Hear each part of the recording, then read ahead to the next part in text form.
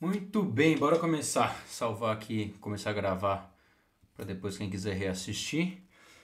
E como prometido para vocês, vamos falar hoje só de Brasil. Vai ser um massacre de dados aí na cabeça de vocês, só sobre o mercado brasileiro, o que anda acontecendo com essa 10ª maior economia do mundo, que não é nem 2% da economia americana. Então vamos lá.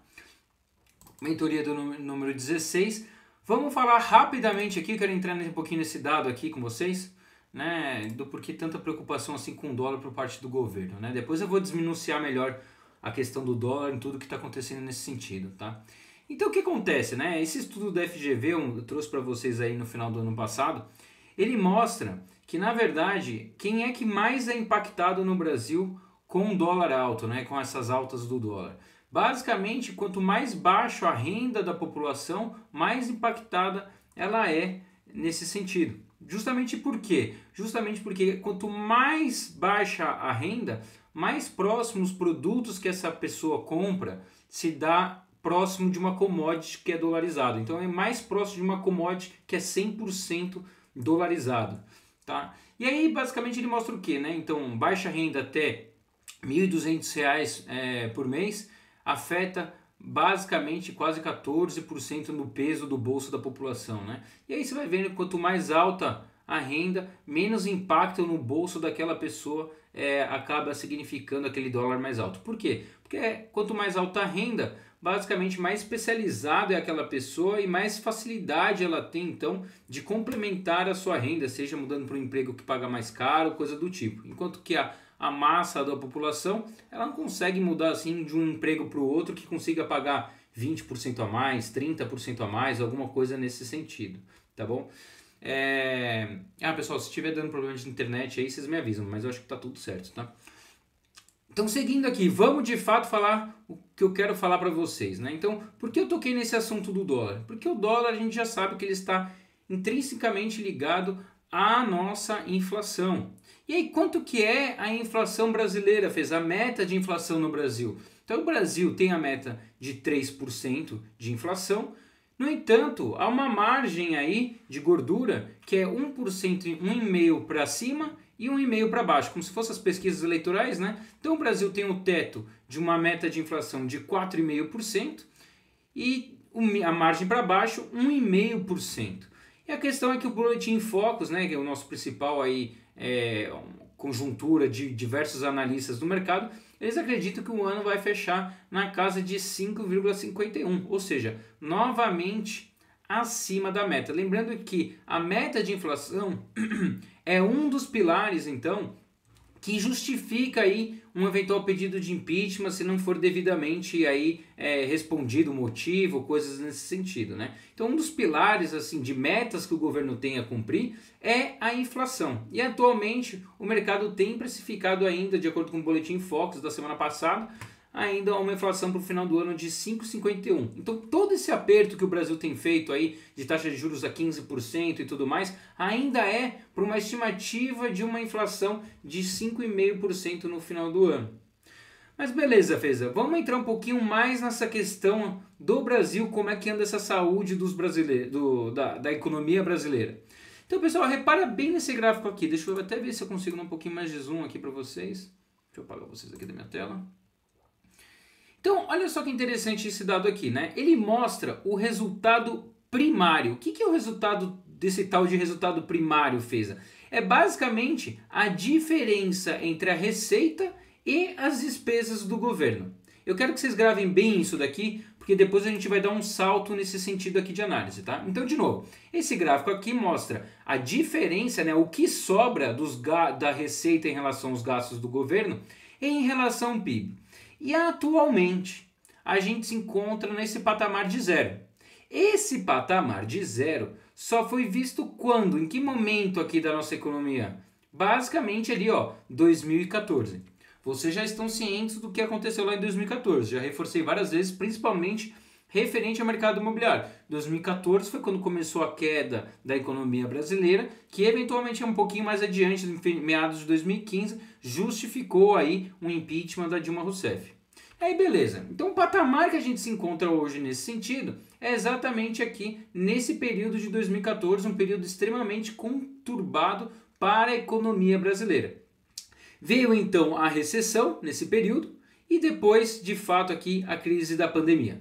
Tá? E aí depois da pandemia, o que houve aqui? Um boom de commodities. E aí o Brasil começou a surfar bem e depois de 2022, meados de 2022, a nossa economia voltou a ficar mal, essa relação de resultado primário, ou seja, de receita versus gastos. E atualmente a gente está nesse patamar de 0%. Beleza, vamos para a próxima parada. E a pergunta então que fica é, portanto, não estaríamos então arrecadando pouco dinheiro? E na hora que a gente começa a olhar exatamente o histórico de arrecadação, né, de dinheiro, de impostos, resumidamente falando aqui, como é que é o histórico? Olha só, desde 1996 e em 2024, então, a gente terminou o ano com a maior arrecadação federal da história dos últimos 30 anos. Ou seja, basicamente aí desde que o Plano Real começou aí a engrenar com mais força, né? E aí existe aqui uma previsão que o mercado acaba fazendo, né? Que até abril desse ano, ou seja, 30% do tempo, do período desse ano, a gente encontra o quê? O Brasil já arrecadou 1,7, cadê? 30%, fez a previsão, cadê? Já arrecadou 1,27 trilhão. Ou seja, nesse sentido, se a gente for levar devidamente proporcional ao longo do tempo, a gente terminaria o ano com uma arrecadação de 4 trilhões de reais. Ou seja, esse gráfico estaria aqui em cima explodindo quase a tela do meu computador. No entanto, te adianto para vocês, a gente tem as receitas de impostos muito sazonalizadas, ou seja, basicamente a maior parte vem no começo e no final do ano, tá? Então, mas fica aqui só um estudo, mas com base então, vamos trabalhar com exatamente dados que a gente tem. 2024 foi a maior receita da história do Brasil dos últimos 30 anos. Tá bom, beleza, entendi até aqui. Mas então, Feza, a tendência seria de melhorar? Aí que vem a grande pergunta. O governo tá... Vocês já entenderam então que a receita que o governo pega em relação ao que ele gasta, tá praticamente então o governo gastando tudo que ele arrecada. Beleza, mas Feza, já que ele está batendo recordes de arrecadação, a gente não estaria chegando no limite e daí então a gente estaria no topo e a tendência de tudo seria apenas melhorar? Aí que vem a grande pegadinha da história.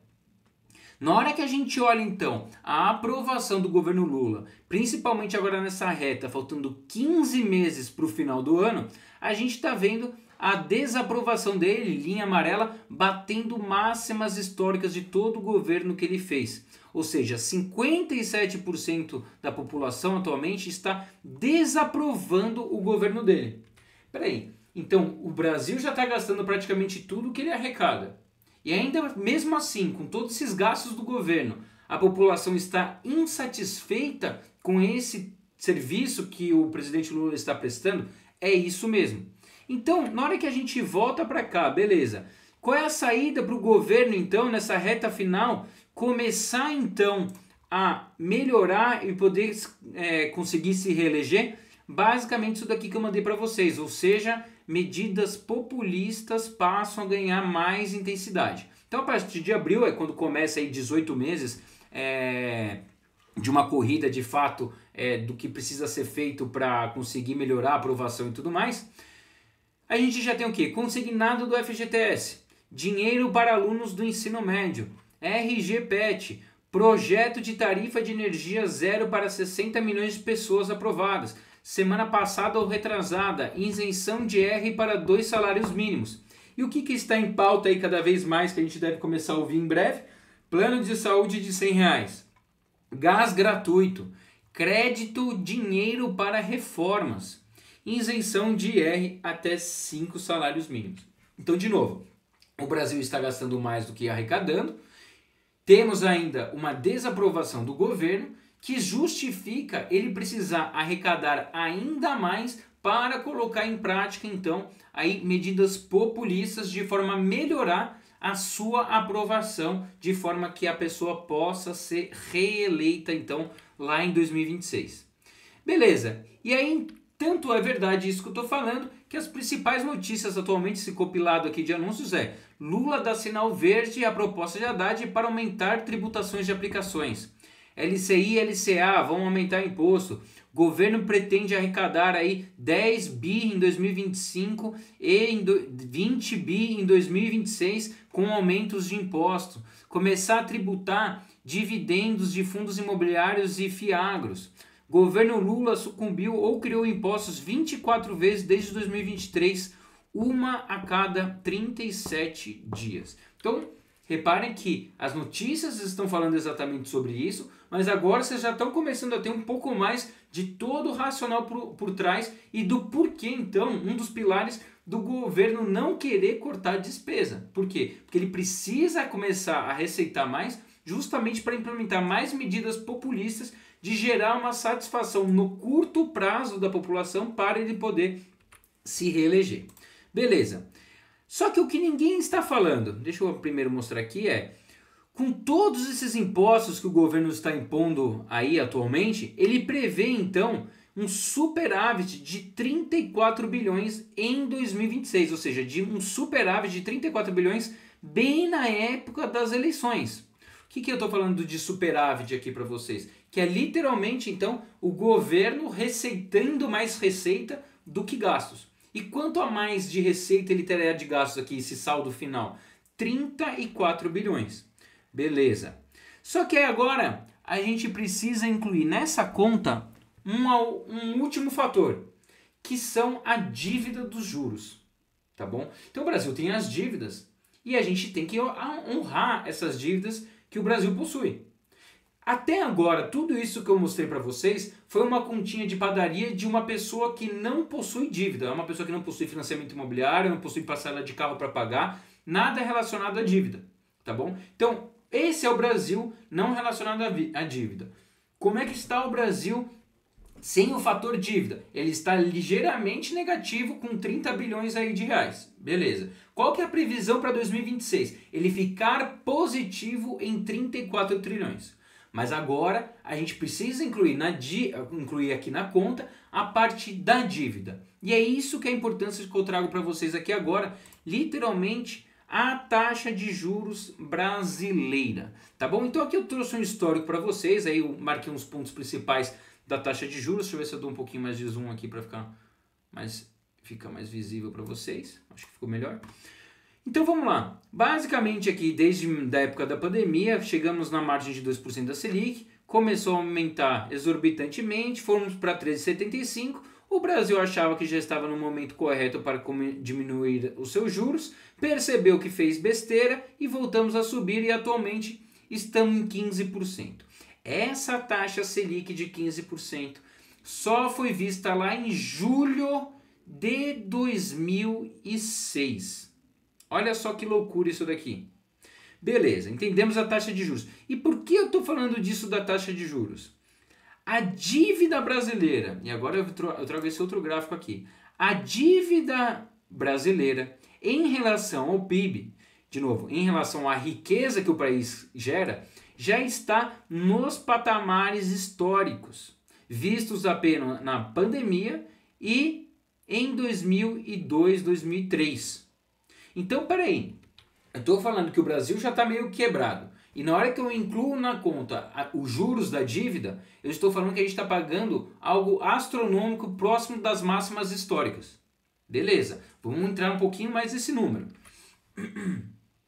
Na hora que eu quebro, então, essa dívida brasileira, e o Brasil faz basicamente dívidas com base em 4 indicadores aqui, né? Então, dívidas ligadas ao câmbio, aqueles empréstimos internacionais que o Brasil acaba fazendo, dívidas relacionadas ao CDI, a Selic no caso, dívidas relacionadas à inflação, ao famoso IPCA+, e dívidas pré-fixadas, ou seja, ele acorda ali naquele exato momento o quanto que ele vai te pagar de juros. Então, beleza, então tem o pré-fixado, atrelado à inflação, atrelado à Selic e atrelado ao câmbio.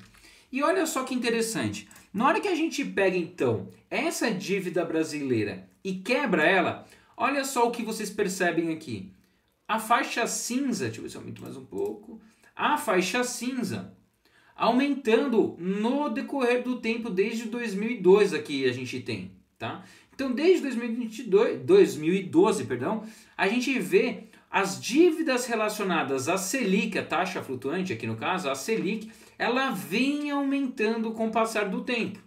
E atualmente praticamente 50% aqui, para ser mais preciso, 47% das nossas dívidas estão atreladas a essa taxa de juros de 2006, de 20 anos atrás. Uma das maiores juros que já aconteceu no Brasil dos últimos 20 anos. Então, eu estou falando o quê? Alguém fez alguma pergunta? Não? Que eu não estou na tela com vocês aqui.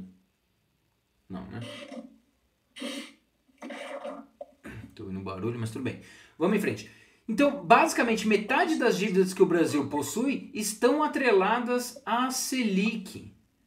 Selic essa que está extremamente alta. E agora eu vou mostrar um negócio aqui para vocês que eu quero que vocês tenham ciência, porque vai piorar ainda as coisas. Na hora que eu pego e vejo essa relação aqui em comparação com outros países, deixa eu ver se consigo dar mais um pouquinho de zoom. Não cabe na tela, é tão grande que não cabe na tela. O montante... Oi? Desculpa atrapalhar aí, só pergunta, tu tá compartilhando a tela? Tô. Ninguém tá vendo? Alguém me responde aí. Pra mim aqui não tá aparecendo. Pra mim tá normal. Pra mim normal também. Eita. Pra mim tá normal. Então, é alguma coisa aí com você, Lucas. Tá, ok, desculpa, eu vou sair e vou tentar. Também tá normal. Tá bom. Normal também, Fez aqui. Beleza, vamos embora então. Então é o seguinte, o montante que o Brasil tem em relação ao PIB, que é essa barrinha azul, repara que em relação a outras economias, ela não é tanto significativa assim. O montante financeiro que a gente tem de dívida, ele não é muito relevante perante outras economias. No entanto, essa barra vermelha aqui é o quanto é a parcela dos juros que a gente paga. E ela é astronômica em relação aos juros. Fez, eu não entendi muito bem isso daqui. Então eu vou trazer aqui uma calculadora, vou fazer uma conta de padaria aqui só para exemplificar. Vamos supor que eu tenha uma dívida de R$1 milhão. E como os juros no Brasil é de 15%, eu estou falando então que essa minha dívida, eu pago só de juros R$150 mil por ano. Beleza. Agora vamos fazer o seguinte. Eu moro em um outro país que eu sou muito mais endividado. Perdão. Que eu sou muito mais endividado. Eu tenho 3 milhões de dívida. Por exemplo, alguém mais endividado aqui, como por exemplo o Canadá. Ó, muito mais endividado que a gente, um montante financeiro. No entanto, a minha dívida, ela é numa taxa de juros de mais ou menos 4%. Eu estou falando então que um país que tem 3 vezes mais dívida que nós, ele no mês a mês paga muito menos do que a gente. O nosso estava dando 150 mil, ele tem 3 vezes mais dívida do que nós, só que a parcela que ele paga é muito menor. E é exatamente isso daqui que eu estou trazendo para vocês. De novo, a dívida brasileira ela não é robusta perto desses outros países. No entanto, ela é muito pesada no bolso da economia brasileira. Tanto que você compara essas faixas vermelhas, repare que elas são bem abaixo da azul, do montante financeiro. Enquanto que o do Brasil está muito acima, astronomicamente acima.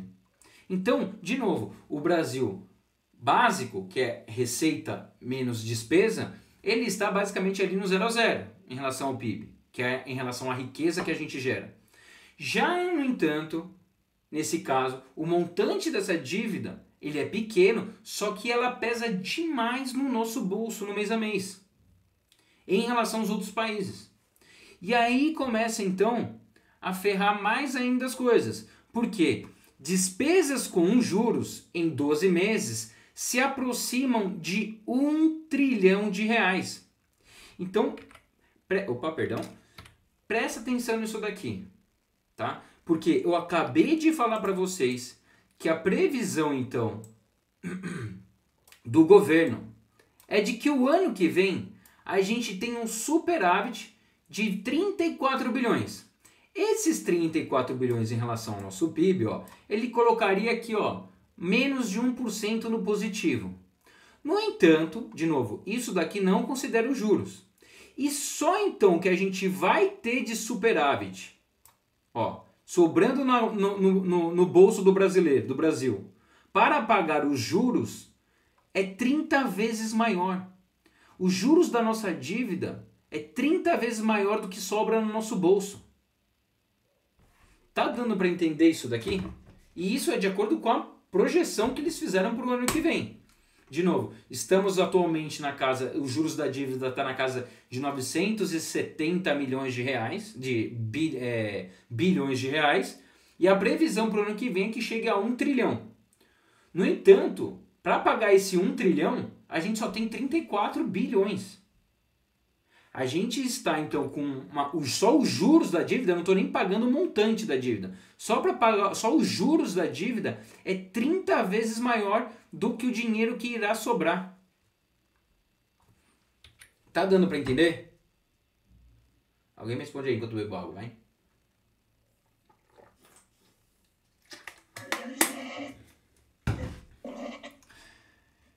Então vamos lá. Beleza. E aí, vou dar uma quebrada aqui um pouquinho nesse roteiro, Ô, Feza, Diga. se continuar nesse ritmo no médio e longo prazo, há uma chance grande de ter um calote por parte do Brasil? O Brasil já teve histórico disso, tá? O problema é que a parte da dívida brasileira, literalmente, que tem que pagar lá fora, é algo mais difícil. O calote interno próprio dentro do Brasil é muito mais fácil, tá? Mas resumindo, você tem dois vieses aqui para não dar um calote. Ou começar a fazer o país prosperar e, de novo, trazer investimentos de fora, etc., para conseguir começar a bancar essa conta, ou então dar calote. Né? O Brasil tem históricos de calote. Se eu não me engano, acho que ele já deu 7 ou 8 calotes aí na vida. Tá? Mas, de novo, a chance existe. É um cenário mais improvável, a não ser que a gente, de novo, comece a degringolar aí para questão de Venezuela, ainda mais uma Argentina, coisa nesse sentido. Uhum, Tá bom? mas tudo mais constante, continuando como está agora, a chance é grande. Tudo leva a crer que é grande. Tá? Não tenho dados para te provar isso, é uma opinião minha. Tá? Porque, de novo, só os juros da dívida é 30 vezes maior do que está sobrando no seu bolso. Uma saída que o governo tem para resolver essa questão, foi até bom você falar isso, é literalmente o que acontece. A dívida está para vencer. Eu preciso fazer o que o mercado chama de rolagem. O que é? Feza, essa sua dívida que vai vencer esse ano, eu quero trocar por uma nova dívida que vai vencer daqui 20 anos. Então, aí não pesa tanto. Ele está alongando a dívida dele, está fluindo melhor os pagamentos. No entanto, ele não está resolvendo o problema, ele está empurrando com a barriga esse problema. Só que qual a questão aqui, o grande lance? É que não há apetite no mercado por dívidas de longo prazo no Brasil. Só há apetite no Brasil basicamente por dívidas de curto prazo. Então o Brasil não consegue fazer uma rolagem grande dessa dívida de longo prazo. Coisas que países desenvolvidos, e principalmente Estados Unidos, têm uma maior facilidade. Consegui responder um pouco nesse quesito? Então, de novo, o Brasil, antes da calote, ele vai tentar fazer tudo isso. Pô, não consegui rolar a dívida mais para frente. Continuo com problemas. O país não está crescendo, etc. Muito provavelmente a única alternativa que ele tem é ficar inadimplente aí, né? Dar o calote. Tá? Mas o calote é sempre a tentativa de último recurso, tá? Porque senão perde muita credibilidade internacional, aí o dólar vai para, sei lá, 20 reais e coisas do tipo, tá? E aí, então, quem é que tá vendo tudo isso que eu trago para vocês aqui hoje? Né? E, de novo, só tô falando de um pedacinho, a gente tem mais aí de 40 dados aí pela frente, tá? E quem é que tá vendo tudo isso que eu tô falando para vocês há mais ou menos um ano atrás, desde que a gente começou aqui na mentoria? Olha só quem tá deixando o Brasil, vazando do Brasil. Fuga de milionários, 800 deixarão o Brasil em 2024. Isso daqui é notícia de 2024. Vamos ver a notícia desse ano. Milionários em fuga. 2025 pode ter a maior migração de riqueza da história. Entenda. Então, peraí. O dólar está despencando e os milionários estão vazando. O que eles estão vendo aqui? Por que será que eles estão saindo fora? Provavelmente porque eles estão vendo tudo isso daqui. Quem é que tem mais razão na história? Uns milionários que são muito bem assessorados por diversas empresas, né, que sabem muito melhor do que ele do que fazer com o seu dinheiro, ou um monte de sardinha em notícias da Globo, coisas do tipo, falando que o Brasil vai bombar e que o Brasil é o país da vez de novo. Então, essas coisas que a gente precisa começar a ter cuidado com esse tipo de sentimento que a gente vai vendo por parte do mercado. Ah, a bolsa tá barata, etc. Pô, se a bolsa tá barata, por que a gente está tendo a maior fuga de milionários da história? Porque o ano passado a gente teve o recorde, porque esse ano a gente vai renovar o recorde de fuga de milionários. Será que ela tá tão barata assim a ponto de valer a pena? E para onde esses milionários então estão indo, né? Estão indo. Basicamente aqui, ó. Opa. Emirados Árabes é quem mais está recebendo. Obviamente isso daqui é no mundo inteiro, tá, pessoal? Não é só do Brasil, porque, de novo, o Brasil a expectativa é de 1.200. Em segundo lugar, Estados Unidos. Então a maior parte do dinheiro que está saindo daqui está indo para ou Estados Unidos, do Brasil, né? Ou Estados Unidos ou Portugal, por conta de familiaridades com língua, cultura e tudo mais. Tá? Agora vamos voltar. Mas, Feza, essa taxa de juros de 15%, ela tá correta, né? Faz sentido essa taxa de juros que o Brasil tá pagando atualmente? E aí tem um estudo que está lá no nosso curso, lá da mentoria, lá na plataforma vocês vão encontrar, que é a regra de Taylor, que ele mede diversas ponderações, né? E te dá quanto que deveria ser a taxa de juros daquele país que não faria a economia nem prosperar demais, nem cair demais, ficaria meio que estável. E de acordo com esse estudo, com os dados da regra de Taylor, tá? A taxa de juros correta para o Brasil, está muito pequena, né? Seria de 12,88 atualmente. Tá? Sendo que o mercado atualmente, né, o nosso Banco Central, está colocando ela em 15%. Tá? Então, nesse sentido aqui, a margem para a Selic começar a cair de uma forma um tanto quanto natural. Mas por que o Banco Central não quer baixar a taxa de juros agora? Porque ele continua vendo que o Brasil tem uma grande chance de sofrer novamente com a inflação. E principalmente, o começo da nossa reunião. Ele precisa fazer com que os Estados Unidos, com que o Brasil chegue pelo menos no teto da meta. E todo o esforço feito até hoje fez para que a projeção no final do ano seja de 5,5%. Então, o Brasil, essa regra de Taylor aqui, é a taxa que seria saudável para o país, de 12,88%. No entanto, o país não pode ficar saudável, ele tem que sofrer mais, justamente para fazer com que a expectativa de inflação volte para casa, volte para o teto lá de 4,5%. E por isso a nossa taxa de juros permanece muito elevada, tá bom? Mas estaria atualmente, mesmo assim, de uma forma saudável, com base em dados, na casa de 12,88%. Ou seja, muito alta ainda nesse sentido. Beleza? Dúvida aqui? Porque agora a gente vai começar a desminuciar um pouquinho mais por tópico, tá? Então, beleza. Falamos bastante do cenário macro, do que está acontecendo no Brasil. Quem é que já viu esses dados todos? O que eles estão fazendo com isso? Que são os milionários. Né? Já vimos então que o Brasil ele está completamente quebrado em termos de curto prazo, porque as receitas não pagam as contas, mal pagam as contas dos gastos, e ainda por cima ele tem que pagar os juros da dívida. Juros da dívida esse extremamente elevado, que a projeção para o ano que vem é de ser 30 vezes maior do que vai sobrar no bolso do país. Vamos agora ver, então, aqui, vamos começar a quebrar por tópicos aqui, só de Brasil. E o que a gente tem visto nas notícias? Né? JP Morgan, Brasil é uma das histórias mais interessantes dos mercados emergentes. Brasil tem a 5ª maior alta do PIB no mundo no primeiro TRI de 2025. Veja o ranking. PIB atinge patamar recorde pelo 14º trimestre seguido. Pô, como é que o Brasil está fazendo tudo isso, né, que a gente acabou de ver, e as notícias todas estão refletindo um cenário completamente diferente disso que a gente está vendo. E aí eu volto para a questão para vocês, lembrando que o PIB, na verdade, reflete o passado. Mas quem é mais importante que o PIB? É o PIB potencial. Esse PIB que a gente vê aí nas notícias, que é o PIB efetivo, Basicamente é o PIB de curto prazo.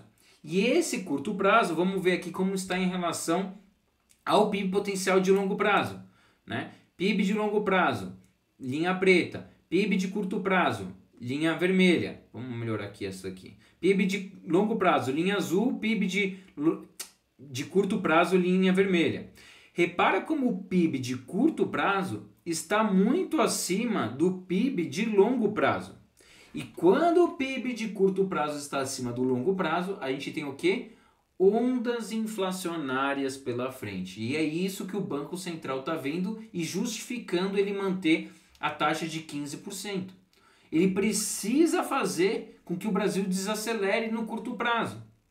Só que como é que o Brasil está crescendo no curto prazo, Feza? Como é que está se dando esse crescimento? Vocês vão entender agora. Isso daqui é o índice de atividade econômica do Brasil.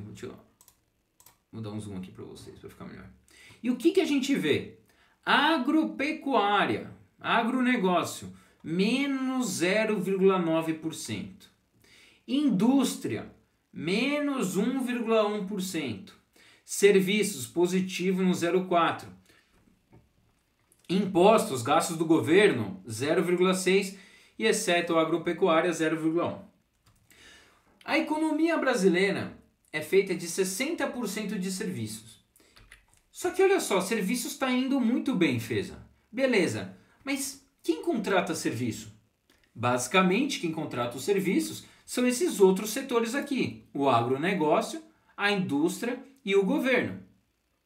Mas se a agropecuária está indo mal, se a indústria está indo mal, quem é que está bancando esses serviços todos? O governo. Então, são os impostos que a gente paga que estão bancando esse PIB de curto prazo. Olha só que interessante isso. São os impostos, todos esses gastos exorbitantes que a gente está vendo do governo, que está bancando os serviços e fazendo, então, ainda com que o país cresça.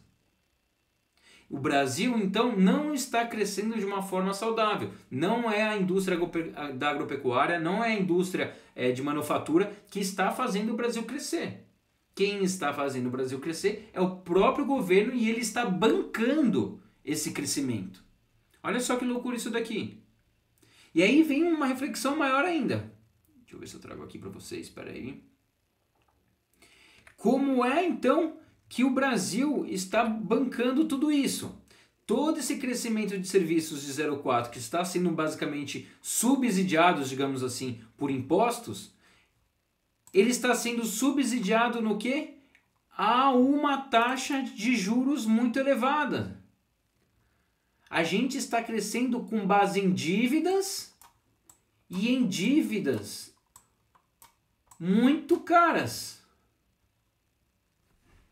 Tá dando para entender isso daqui? Espero que sim. Vamos para o próximo.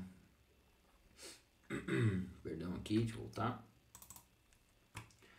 Vamos dar uma olhadinha do que anda acontecendo com as empresas, né?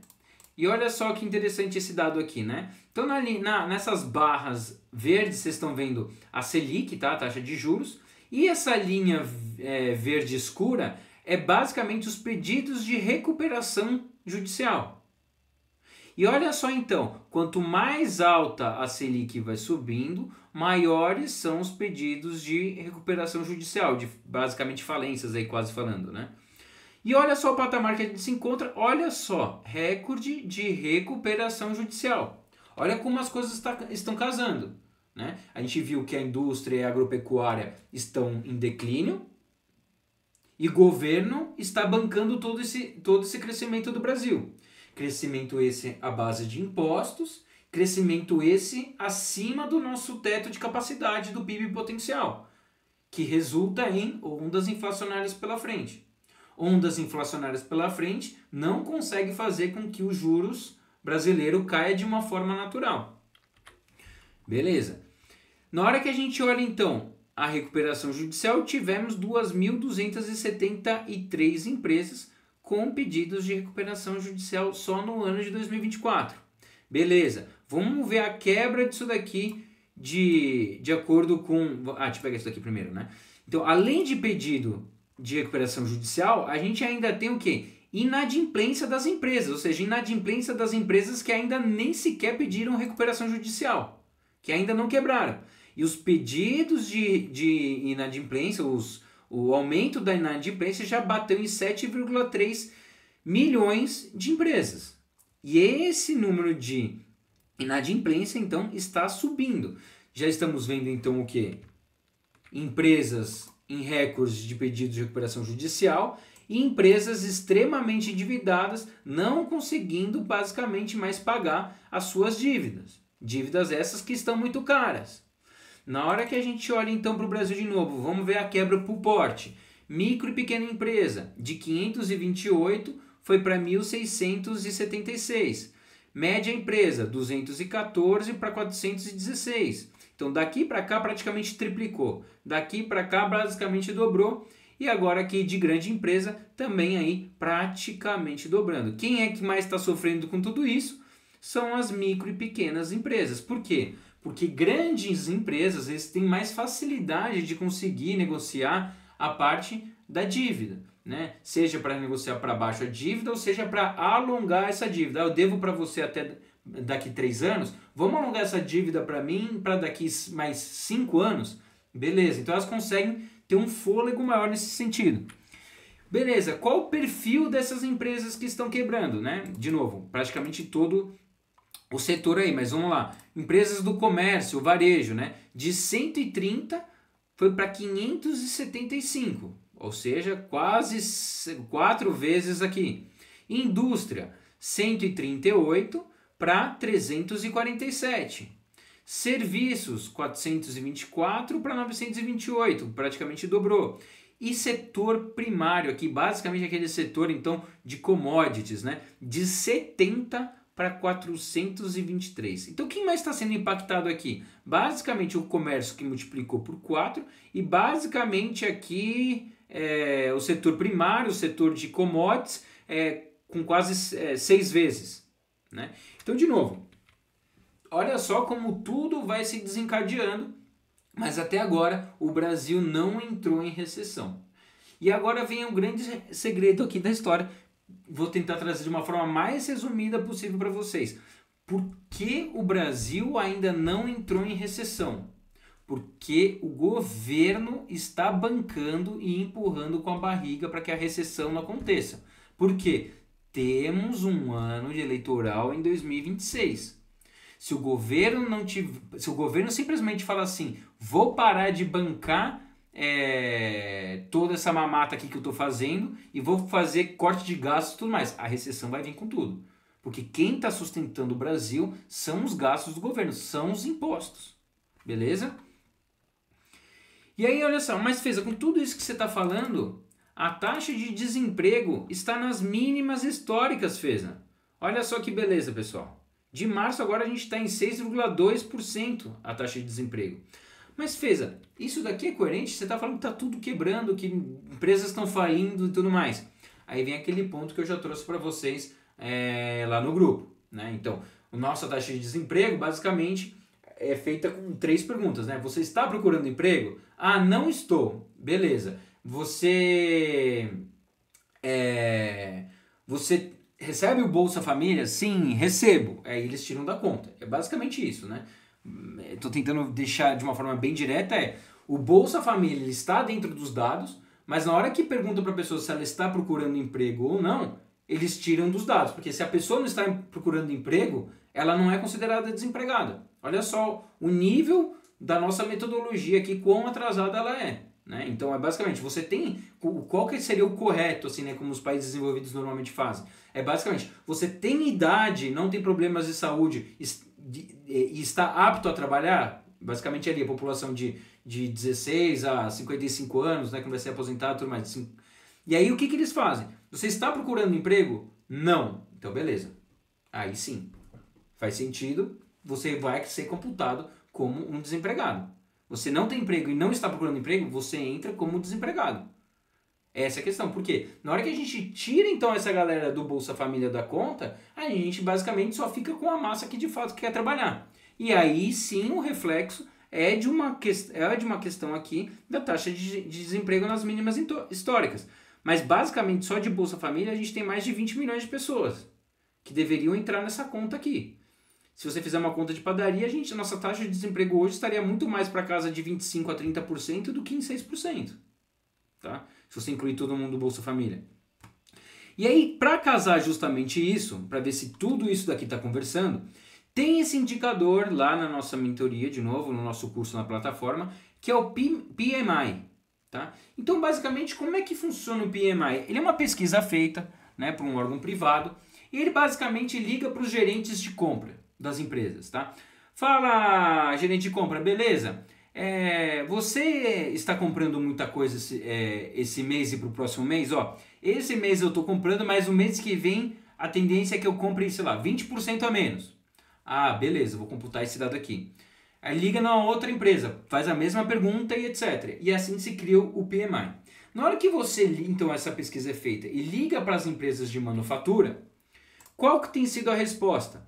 Basicamente, ó, de redução. Ou seja, a manufatura está reduzindo os pedidos de compra e tudo mais. Ou seja, elas estão desacelerando. Por quê? Provavelmente na outra ponta eles não estão conseguindo vender na quantidade que eles costumavam vender no passado. Beleza, vamos ver agora na parte de serviços. Também, ó, desde outubro do ano passado fez uma queda forte, voltou a subir e depois voltou a cair. Está em queda. E aí então existe o PMI composto, que é feito exatamente pelo índice de manufatura, mais o serviço, eles juntam e criam então o PMI composto. E o PMI composto está aqui, ó, na tela de vocês. Deixa eu dar um pouquinho mais de zoom. E caindo aqui desde meados do ano passado. Vem caído, sofreu drasticamente aqui na reta do final do ano passado, deu uma retomada aqui com as guerras tarifárias, acabou as guerras tarifárias, voltou a cair. Então, vejam de novo, olha como tudo está conversando, mas a nossa taxa de desemprego não está coerente com todos esses dados que eu estou trazendo para vocês. Recorde de falências, recorde de pedido de recuperação judicial, recorde de inadimplência, desaceleração da economia por parte da manufatura, desaceleração da economia por parte de serviços e desemprego caindo, não faz sentido.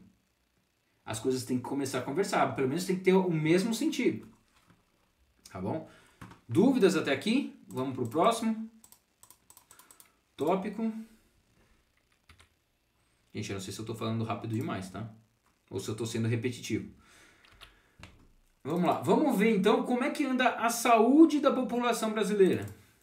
Na hora que a gente abre então o gráfico da dívida das famílias em relação ao PIB, a gente vê o quê? Que o quarto trimestre de 2024, que é o último dado que a gente tem, também está na máxima histórica. A família brasileira nunca esteve tão endividada. E aí eu já venho falando para vocês, mostrei o dado aqui no começo da nossa reunião, que o Brasil está muito similar ao período de 2014, marcado pela recessão brasileira, marcada pelo impeachment da Dilma. Só que agora vamos dar uma olhadinha como estavam os brasileiros então naquele período da época da Dilma. O quão endividados estavam as famílias brasileiras? E olha só o dado do PEIC aqui. Endividados, junho de 2014. Estou pequeno ainda, né? Deixa eu ver, acho que agora tá bom. Endividados, junho de 2014, 62,5. Contas em atraso, ou seja, a galera que tem pagado as suas contas entre 30 e 90 dias. 19,8% das famílias brasileiras. Não terão condições de pagar, um jeito bonito de se dizer calote. 6,6% da população. Beleza, 2014 foi assim. 2015, 62%. Opa, basicamente o mesmo número de endividados, percentual de endividados. No entanto, em contas em atraso, passamos para 21,3%. E pessoas que darão calote, 7,9% das famílias endividadas. Esse foi o ano de 2015 até meados de 2015. Vamos continuar vendo aqui 2015, de novo 62%, 7,9%. Final do ano, 59%, manteve basicamente o número de endividados. No entanto, os calotes estão aumentando. 24% está atrasado e os caloteiros já são 9,4%, então, das famílias brasileiras. Beleza. Então a gente vê que as famílias brasileiras estavam, 60% delas estavam endividadas. Beleza. 24% mais ou menos estavam com dívidas em atraso e 9,4% estavam já declarando que iam dar calotes.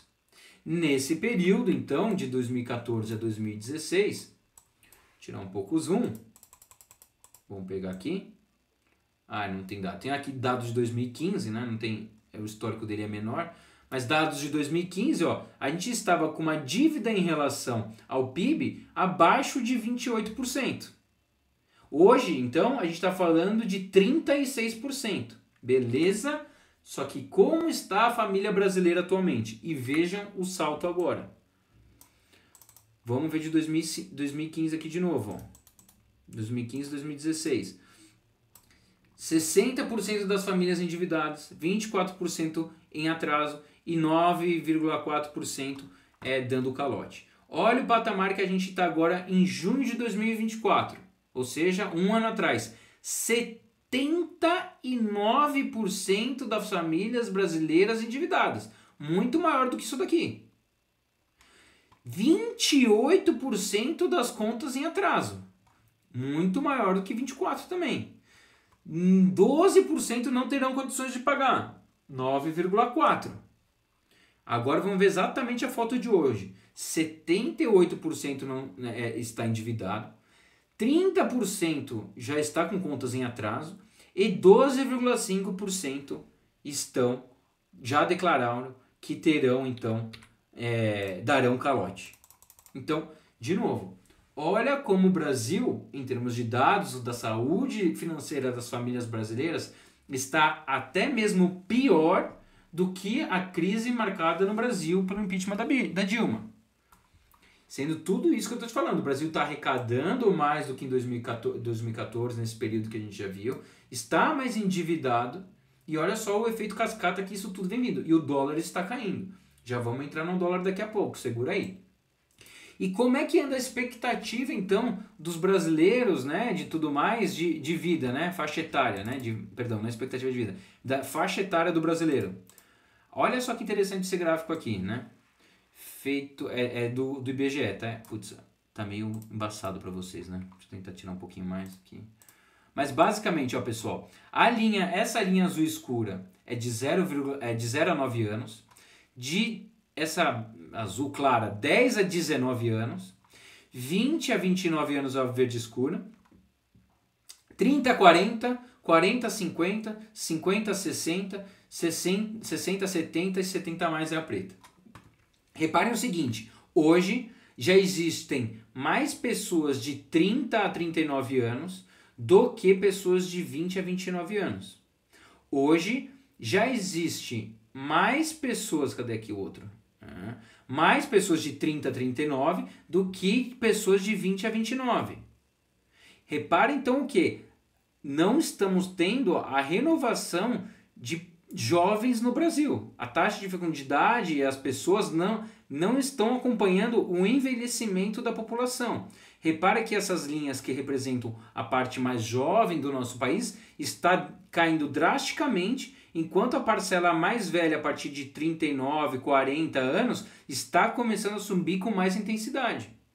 E isso vai afetar drasticamente o que? O nosso PIB potencial. Porque é menos pessoas aptas a trabalhar lá na frente. E aí, para isso, a gente precisa investir. Então, quem é que está com esse problema mais severo do que nós? Japão, China. E qual é a solução desses países eles estão fazendo? Justamente tendo em vista tudo isso daqui que eu estou mostrando para vocês. Né? Porque eles tiveram esses dados aqui no passado. Eles estão investindo em produtividade. Como? Investindo drasticamente em tecnologia. E o Brasil continua preso em um país de commodities e não está fazendo nada para deixar de ser um país de commodities. Tá bom? Dúvidas? Vamos dar uma olhadinha então no Ibovespa, na nossa Bolsa de Valores. Então, já venho comentando com vocês, né? Como é que anda a nossa produtividade? Linha azul, deixa eu dar mais um pouco de zoom. Linha azul, produtividade. Linha verde, nossa Bolsa de Valores em dólar. Repara como a nossa Bolsa de Valores em dólar anda a ter uma correlação muito forte com a produtividade brasileira. Produtividade essa, então, que está muito baixa ainda. O que acontece então, Feza? Como é que faz para essa bolsa sumir? Basicamente a gente viu na reunião passada. A partir desse momento que a gente se encontra, o Brasil a bolsa só vai conseguir subir com consistência se os juros de longo prazo do Brasil começar a cair. Para os juros de longo prazo do Brasil começar a cair, a gente precisa então entregar menos risco. Menos risco significa entregar essas contas que a gente falou no começo da reunião de uma forma mais coerente, mais saudável. Tá bom? Voltando aqui. Como anda, Feza, o fluxo do dinheiro da galera que tem grana, o smart money, Feza? Ele está entrando na nossa bolsa ou não? Linha vermelha é o smart money. Olha só o que está acontecendo com o dinheiro do smart money. Está saindo do nosso país há mais de um ano. E a nossa bolsa está subindo. O que isso significa? Você já sabe. Significa que quem está fazendo a nossa bolsa subir são as pessoas físicas. E a gente vê notícias do quê? Notícias fomentando que pessoas físicas achem que a nossa economia está indo bem. Né? JP Morgan falando que o Brasil é um caso raro, que o PIB do Brasil está subindo e batendo recorde atrás de recorde e tudo mais. Só que o que o smart money, os institucionais, milionários, bilionários estão fazendo? Estão vazando com dinheiro da bolsa. Enquanto isso a bolsa está subindo. Repara como a bolsa, no final das contas, no médio e longo prazo, ela tende a acompanhar esse fluxo do dinheiro. Né? Olha só a distância aqui, a discrepância disso daqui, ó, caindo desde janeiro e a bolsa subindo desde janeiro. Próximo dado. Como anda o prêmio de risco do Brasil? Basicamente ele está neutro. Não estamos tendo, então, oportunidades fáceis de serem encontradas na bolsa brasileira. Próximo dado, deixa eu subir lá. Vamos olhar então um pouquinho algumas correlações do mercado, né? Olha só que interessante. Fez agora a tendência dos juros nos Estados Unidos a começar a cair, e isso vai fazer com que a bolsa brasileira bombe, vai vir mais dinheiro para cá, blá blá blá. Isso daqui eu estou mostrando para vocês aqui, ó. Taxa de juros americana em vermelho, bolsa brasileira em verde, bolsa em dólar brasileira em verde. Repara o seguinte aqui, ó. Quando o juro dos Estados Unidos começa a cair, o que acontece logo em seguida com a bolsa brasileira? Ó? Tá dando para ver isso daí, né? Ó. Juros começa a cair, vem uma última pernada de alta para depois o quê? Cair. Juros americano começa a cair, última perninha aqui de alta e correção. Juros começou a cair. Será que isso daqui não é a última perninha de alta? Para começar a despencar esse negócio aqui de novo? Isso são dados, ó, desde 1999. Próximo. Olha só a correlação da Bolsa Brasileira que eu trouxe para mostrar para vocês quão a gente é um país de commodity. Olha só como a nossa bolsa é de commodities. Bolsa Brasileira em verde, preço do petróleo em vermelho. Olha só a correlação entre a Bolsa Brasileira e o petróleo. E olha só isso daqui que a gente está vendo agora. Petróleo caindo e a Bolsa subindo. Olha só esse gap aqui que tá abrindo. Vamos ver outra correlação aqui, ó. Vamos ver aqui esse daqui. Bolsa Brasileira em verde e aqui a gente tem a soja, tá? Em roxo. Olha só. Tem a sua correlação, não tanto quanto a do petróleo, tão perfeitinha assim quanto a do petróleo, mas vocês conseguem ver aí uma correlação boa entre eles, né? E de novo, ó, Bolsa Brasileira subindo e o preço da soja se mantendo aí desde o final do ano passado. Vamos para o próximo. Aqui é minério de ferro. Bolsa Brasileira em verde, minério de ferro em roxo. Uma correlação menor ainda do que está acontecendo com a soja, mas ainda você vê uma correlação de tendências aqui bem forte. Bolsa subindo com força e minério de ferro caindo com força. Então, de novo, vai vendo tudo isso que a gente está elencando, né? A nossa produtividade estagnada, né? A nossa produtividade aqui não mostrando que a gente deva começar a ganhar força, a nossa pernada de alta para a nossa bolsa. Nossa bolsa basicamente só começa a subir de uma forma saudável se o Brasil começar a entregar menos risco, se o Brasil começar a fazer a lição de casa lição de casa financeira aqui, né, de receita menos gastos. Dinheiro dos milionários, smart money, bilionários, institucionais, bancos, etc. Vazando da nossa bolsa. Prêmio de risco neutro, não está sinalizando que estamos com uma bolsa atrativa, fácil de encontrar negócios. Juros dos Estados Unidos começando a cair, dando a entender uma última pernada de alta, para daí uma queda muito mais forte à frente. Preço do petróleo caindo, commodities no geral caindo e a nossa bolsa subindo.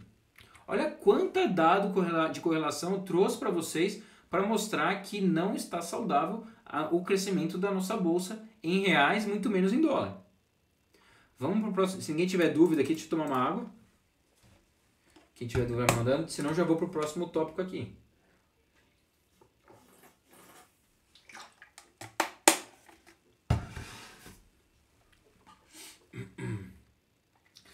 Beleza, vamos para o próximo aqui. Vamos então finalmente falar do tal do dólar, né? Vamos lá, vamos mostrar aqui, ó, 1, 2, 3, 4, 5, 6, 7, 8, 9 dados só de dólar, pessoal. Então vamos lá, primeiro deles que é o que eu falo para vocês, que mais tem relação a um dever de casa do brasileiro, que é o termo de troca. De novo, pessoal, o termo de troca tá lá no nosso curso e tudo mais, mas vou explicar um pouquinho mais detalhado para vocês, principalmente na última etapa aqui da nossa reunião, tá? Mas basicamente, o que a gente tem nos termos de troca? Os itens que a gente compra, os itens que o Brasil vende em relação aos itens que o Brasil compra. O preço das coisas. Então, quando a gente vê esse índice aqui subindo, quer dizer que o preço das coisas que o Brasil vende está começando a ficar mais cara do que os itens que a gente compra. Deu para entender essa relação? Olha só o patamar que a gente se encontra no último praticamente um ano e meio. Lateralizado com suave queda aqui se a gente olhar e abranger 3 anos. Beleza, então não temos justificativas aqui para uma queda do dólar. O dólar deveria estar mais lateralizado do que em queda, nesse sentido de curto prazo. Risco político brasileiro, né? Basicamente próximo das máximas históricas que aconteceu ali 2 meses atrás. Né? Por essa ordem de risco político, o dólar deveria estar na casa aqui de 6,10, 6,15. Vamos dar uma olhada no item de força e compra do dólar. Tá? Então, de novo, olha a correlação aqui das coisas. Né? Deixa eu tentar dar um zoom aqui para vocês. Espera aí. Senão eu tento colocar no gráfico normal. Acho que se estiver ruim eu jogo no ao vivo aqui para vocês. Tá? Mas, de novo, olha só. Sempre que a gente está nessa parte inferior aqui do gráfico, quer dizer que os vendedores estão começando a ficar cansados e os compradores começam a ganhar mais força. Repare que toda vez que a gente chegou num ponto que os vendedores começam a ficar cansados, foram marcados por pontos de mínimas do dólar. Então são bons pontos para a gente fazer um preço médio do dólar. E atualmente ó, a gente bateu aqui em março desse ano um ponto e estamos muito próximos de bater um novo ponto aqui de mínimas do dólar. Então, de novo, os vendedores estão muito mais cansados, existem muito mais potencial de compra do que de venda. Principalmente no curto prazo que eu estou mostrando aqui para vocês. Volatilidade implícita do dólar. É a volatilidade do dólar em termos de desvio padrão. Só volatilidade, não tem nada a ver com preço, tá, pessoal? Quanto mais próximo, mais baixo que a gente está aqui, mais efeito explosivo o dólar tende a fazer. Olha só. Aqui nessa parte final, aqui, deixa eu colocar, dar um zoom maior. A gente chegou em 2 desvios padrões para baixo do dólar. E aí o que a gente viu no final do ano passado? Aquela explosão do dólar indo de 5,10 para 6,30, 6,20 alto. E atualmente a gente já está abaixo da linha de um desvio padrão, quase beirando já o segundo desvio padrão. Temos, então, por essa ótica da volatilidade do dólar, um espaço muito propício para novas pernadas fortes de alta. Fora todo esse cenário que eu estou trazendo do Brasil, que não está fazendo lição de casa, o nosso juros está alto, se a gente baixa não vai ser coerente por conta que vai gerar mais inflação à frente e tudo mais. Tá? Isso daqui eu estou falando só da volatilidade do dólar. Vamos voltar ali.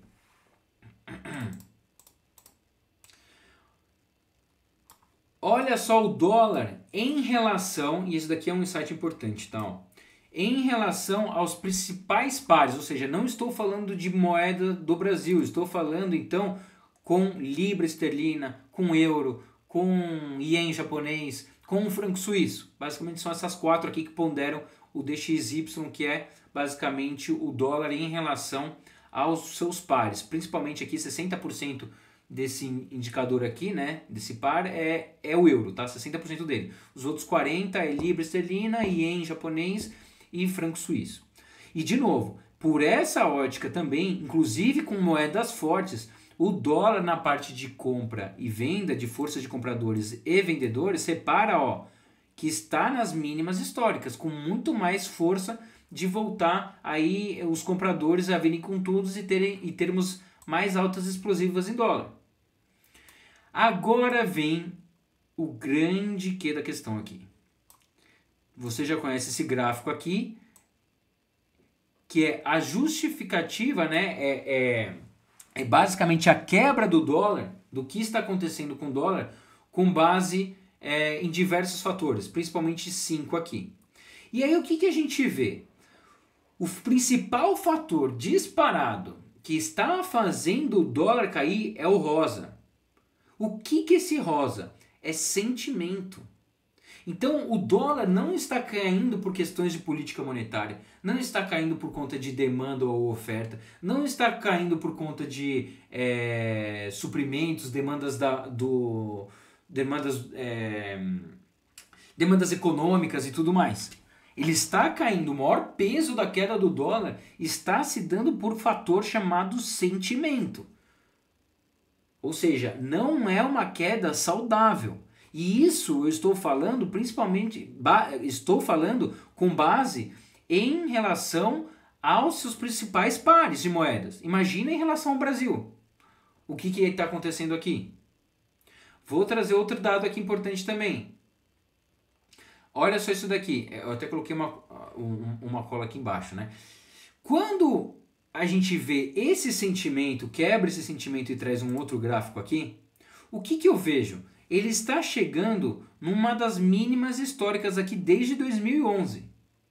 E isso, quando acontece, quando você tem o sentimento das pessoas físicas mais o sentimento dos institucionais, a manada toda está indo para o mesmo lado do barco.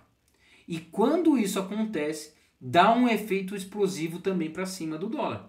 Porque a partir do momento que um resolver desmanchar a sua posição e tá todo mundo do mesmo lado do barco, o negócio tomba. E repara de novo, estamos em um patamar menor desde 2011, em relação aos seus pares de moedas de países desenvolvidos. Olha quanta coisa trazendo aqui.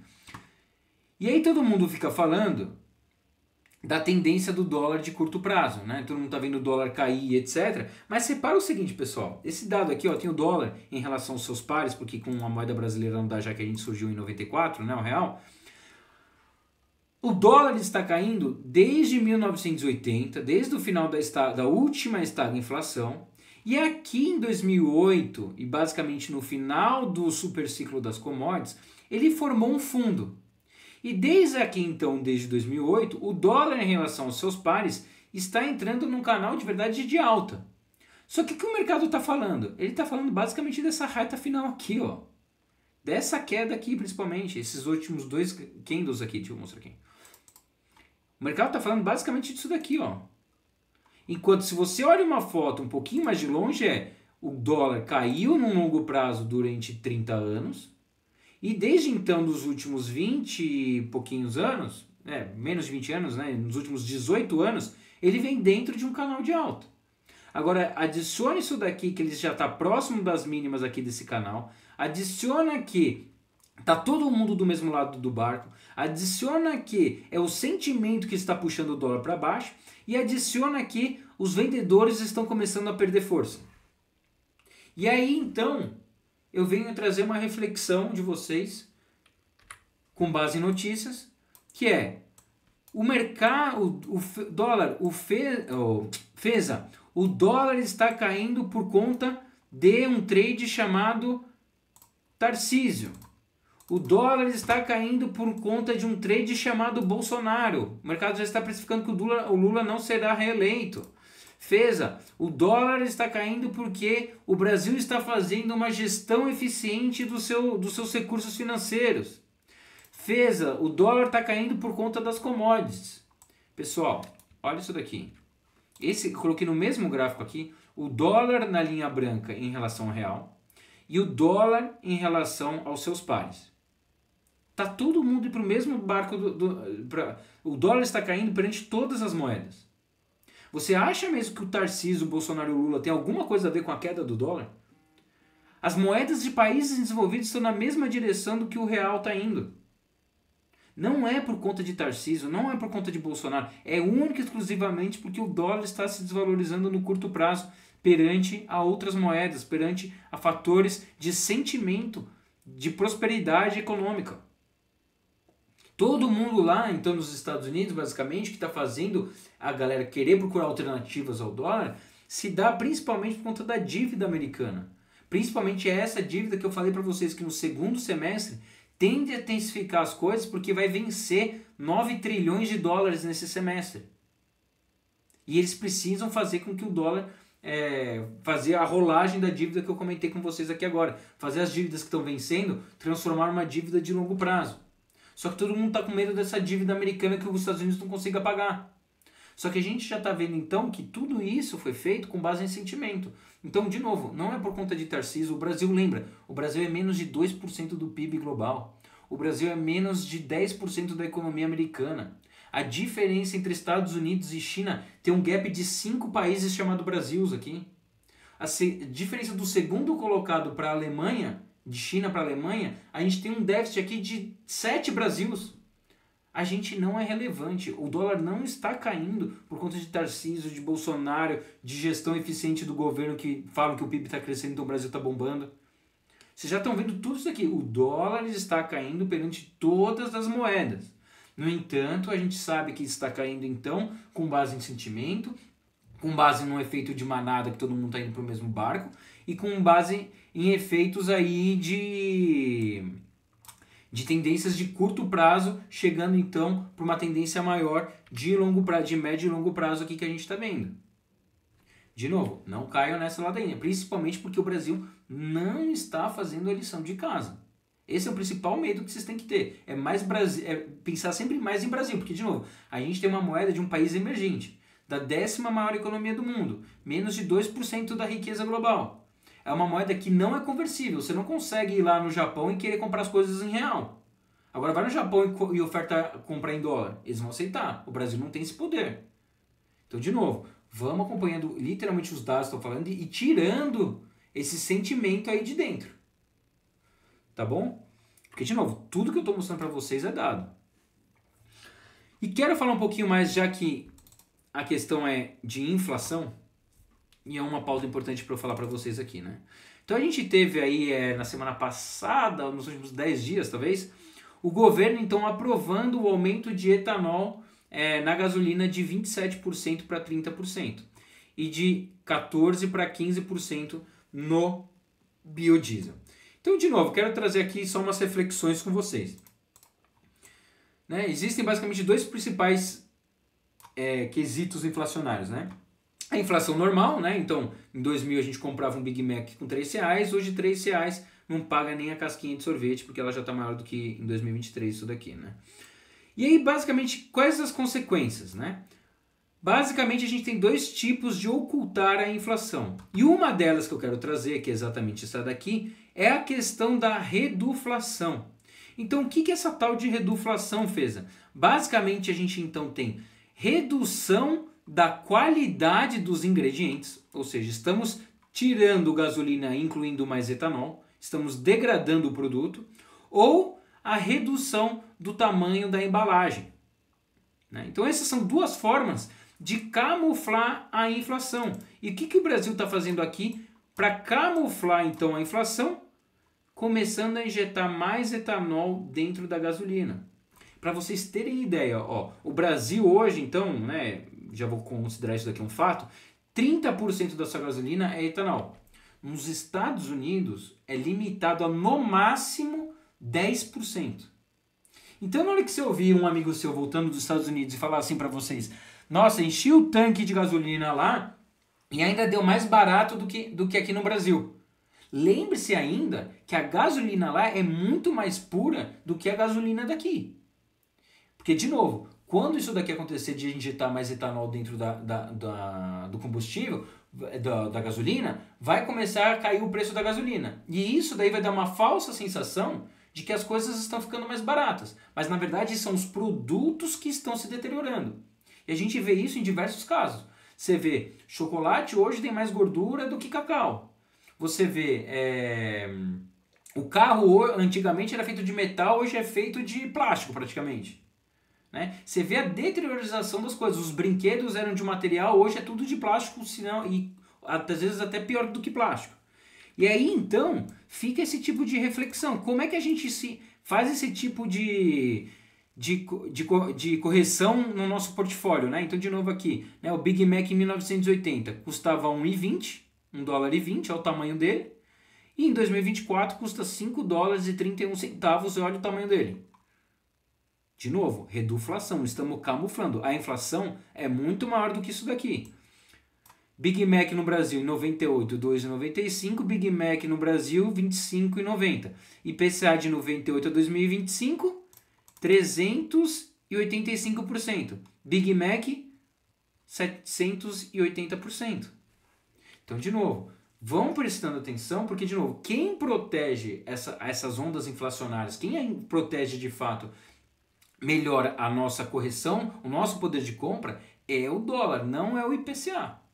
Tá bom? A não ser que você pegue lá um IPCA mais 7, 8, que nem está hoje, aí eventualmente pode corrigir um pouquinho melhor e se aproximar um pouco mais do dólar.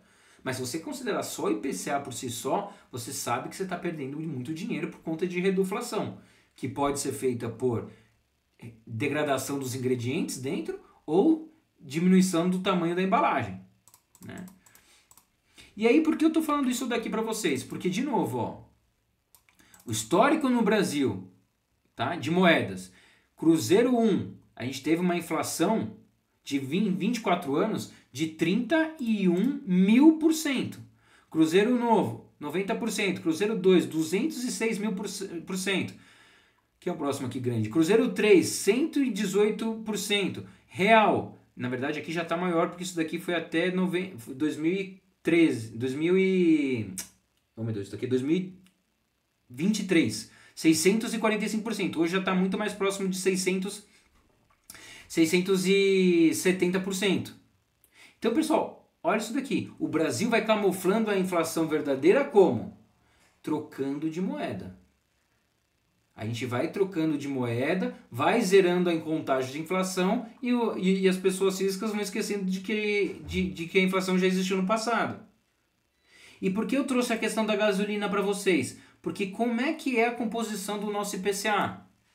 Basicamente, a maior parte é transportes, ou seja, combustível, literalmente. Alimentos e bebidas, que no final são transportados com gasolina ou biodiesel. A habitação, que aí não tem nada a ver. Cuidados e saúde, despesas, educação, comunicação. Mas, de novo, o principal peso aqui é de transportes e alimentos. E isso daqui está diretamente relacionado ao quê? A isso daqui, esse dado que a gente está trazendo para vocês aqui hoje. Degradação do nosso combustível. Com a finalidade que ele comece a pesar mais aqui dentro, de forma a entregar um IPCA mais baixo. Um IPCA mais baixo, porque a gente precisa entregar um IPCA mais baixo, porque a nossa meta de inflação está muito acima do teto da meta, e muito mais acima, então, da meta central. Então, vai reparando nesses tipos de jeitinhos brasileiros que a gente vai dando dentro da nossa economia. Dúvidas até aqui? Olha só quanto dado de Brasil eu estou trazendo e de diversos setores aí da nossa economia.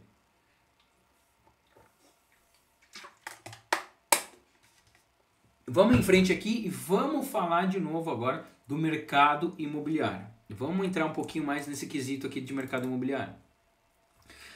Seguinte, vocês já estão carecas de saber, ainda mais quem fez o curso de renda fixa que eu disponibilizei há um pouquinho mais de um mês, que a poupança está literalmente atrelada ao que acontece no mercado imobiliário no médio e longo prazo.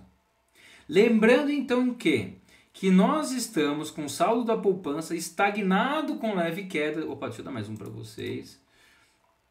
Estagnado e com leve queda desde 2021.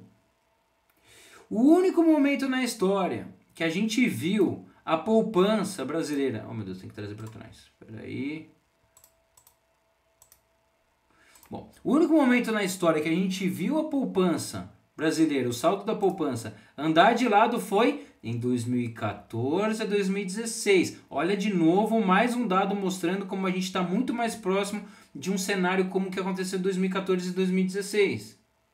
Atualmente a gente está vendo o quê? Uma acumulação desde 2021 lateralizado. E os reflexos então que a gente tem visto na nossa economia, deixa eu trazer já direto aqui, porque vocês já estão carecas de saber, Caixa muda regras de financiamento de imóveis e vai exigir entrada maior a partir dessa sexta-feira. Isso aqui é do ano passado, tá, pessoal? Aqui. Caixa muda regras de financiamento para imóveis de até 1,5 milhão. Leilão de imóveis avança em meio à inadimplência de famílias brasileiras.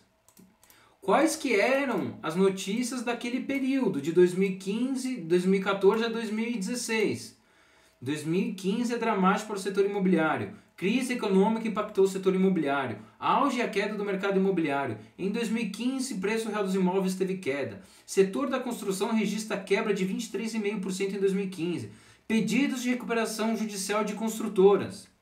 De novo, olha como mais uma coisa vai fomentando. Mas lembrando, mostrei dados para vocês que a coisa tá pior do que 2014 e 2015. E o que aconteceu em 2015? Acabamos de ver as manchetes daquele período. Vamos para o próximo aqui. Então, beleza. Saldo da poupança, 64% da poupança vai para o mercado imobiliário, está lateralizado e a gente está vendo o mercado imobiliário começar a sofrer maiores impactos, né? Vamos ver então aqui, esse indicador que é muito importante, como anda a questão de crédito por setor para as pessoas físicas e para as pessoas jurídicas. E aí vocês vão ver de novo mais um dado mostrando que a gente está crescendo com base em crédito. Olha isso daqui. Então vamos lá. Linha vermelha, crédito para empresas, tá? Ó, pessoas jurídicas. Linha verde, crédito para pessoas físicas. Então, de novo, o crédito para empresas, que seria a melhor coisa de todas, porque é crédito que vai ser utilizado para o crescimento da empresa, contratar novos funcionários, expansão da empresa, novos projetos e tudo mais, está em queda desde 2014. Enquanto que o crédito para as pessoas físicas, que vai ser destinado a sua imensa parte para o consumo, está aumentando drasticamente ao longo do tempo. Principalmente desde 2014 e 2015, quando a gente passou pela crise. Então, desde 2014 e 2015, as pessoas vêm se endividando cada vez mais. E a gente viu isso com as dívidas das famílias brasileiras que eu acabei de mostrar para vocês. Então, o que eu estou fazendo aqui, querendo mostrar aqui para vocês? O nosso PIB potencial aqui, boa parte do nosso PIB potencial que é feito por empresas, está tendendo a cair ou a se lateralizar. Enquanto que o PIB de curto prazo, que é feito com base em consumo e gastos do crédito, que não visa o crescimento, está aumentando.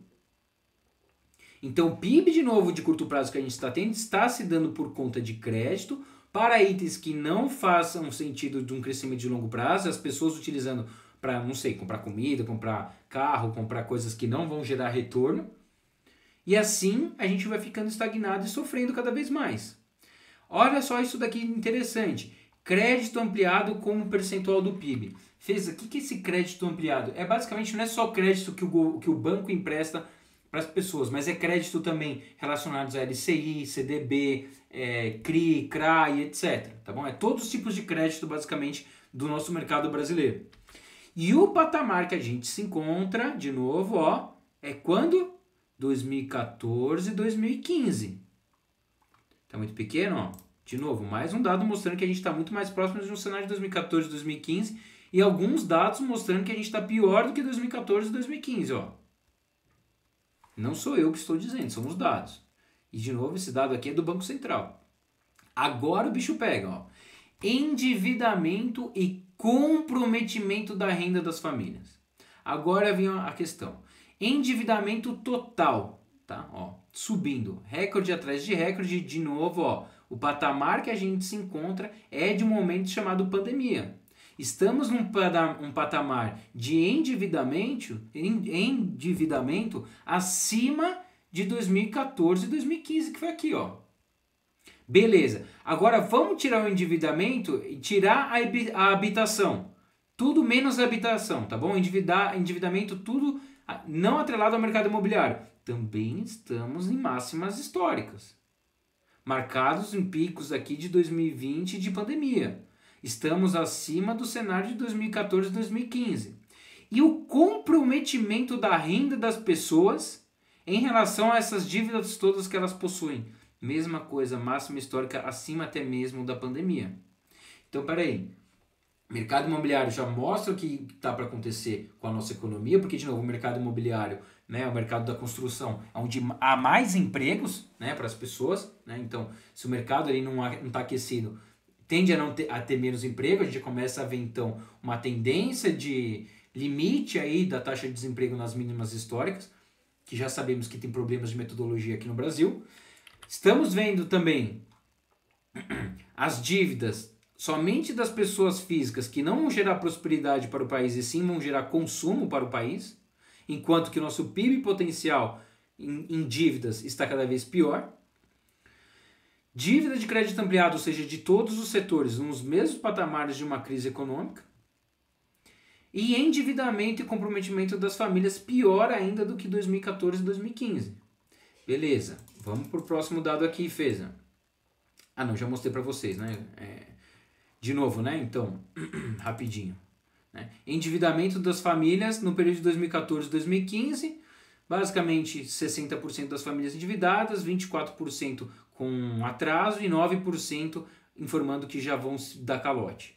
Atualmente, 78% das famílias endividadas, 30% com atraso e 12,5% já informaram que vão dar calote. De novo, mais um dado fomentando tudo isso que a gente está falando, que vem inadimplência pela frente, vem problemas de crédito aqui no Brasil. E quem tiver caixa, que é por isso que na nossa mentoria a gente tem um caixa gigantesco, vai poder fazer oportunidades únicas no médio e longo prazo. E por fim, pessoal, para a gente ir para a reta final aqui, eu trouxe o tópico aqui de eleições. E por que eu quero trazer isso daqui para vocês? Porque basicamente agora nos próximos 15 meses, a gente já entendeu que o governo está com esse problema, né, de reduzir gastos porque está impopular, né, não tá confiante, o mercado está péssimo, etc. Eu vou trazer aqui algumas reflexões que são 4 que poderiam salvar o Brasil de uma recessão, tá? E basicamente ou então fazer com que o sofrimento não seja tão grande. Então basicamente a gente tem 4 pilares aqui. Eu expliquei demais, vou só trazer aqui, né? Então, um dos pontos, reduzir gastos, mas só que isso faria com a recessão gerasse mais de um efeito mais imediato, no curto prazo, e o governo poderia tentar reverter isso mais próximo das eleições. Mais medidas populistas, no entanto, isso reflete em mais impostos. Boom de commodities, poderia trazer um alívio para a economia brasileira. E aqui eu trouxe de novo para vocês esse quadrinho aqui. O que o Brasil vende? Disparado petróleo bruto, minério de ferro e soja. Mas também temos aí um percentual pequeno, mas ainda relevante, de milho, café e açúcar. Beleza. Como anda então, ó, petróleo? Como é que anda o preço do petróleo? O preço do petróleo, Brent, menos 41% desde a máxima em 2022. Beleza, entendemos isso daqui. O petróleo o preço está caindo. Preço do minério de ferro, menos 55% desde a máxima de 2021.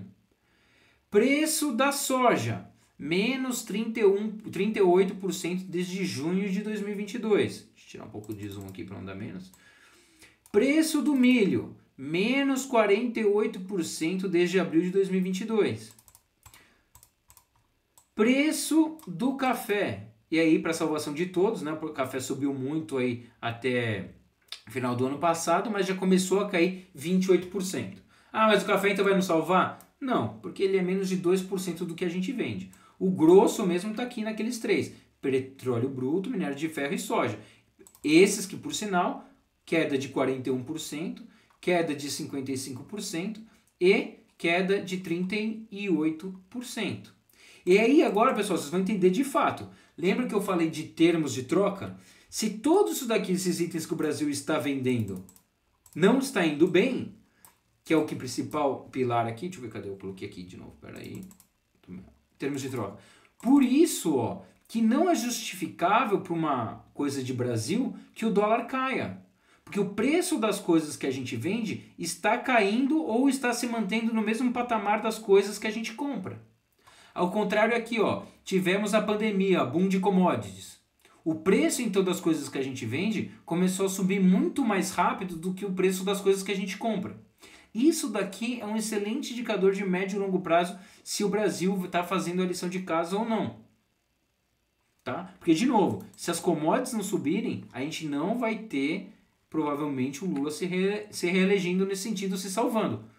Tá? Ou pelo menos de uma recessão. E o quarto, que tem gerado muita polêmica, mas a mídia não dá muita atenção a isso, é literalmente a exploração da foz do Amazonas, que está atrelado então ao petróleo. Então, por um dos fatos que poderiam ajudar o Lula, né, nesse caso, a fazer com que a economia do Brasil prospere no curto prazo, seria o início da exploração da foz amazônica do petróleo que a gente tem lá. Só que isso é controverso com tudo que ele tem proposto de meio ambiente, etc, etc. Tem BAM por trás, vai gerar uma grande repercussão brasileira, porque a imensa maioria de esquerda que votou nele tem essa pegada de sustentabilidade, etc. No entanto, isso poderia sim salvar uma boa parte aqui desses gastos e arrecadar mais ainda, trazendo mais receita para o Brasil, de forma então a trazer aí uma melhor... vamos dizer, uma melhor efeito de curto prazo, de sensação de que o Brasil está indo bem no curto prazo.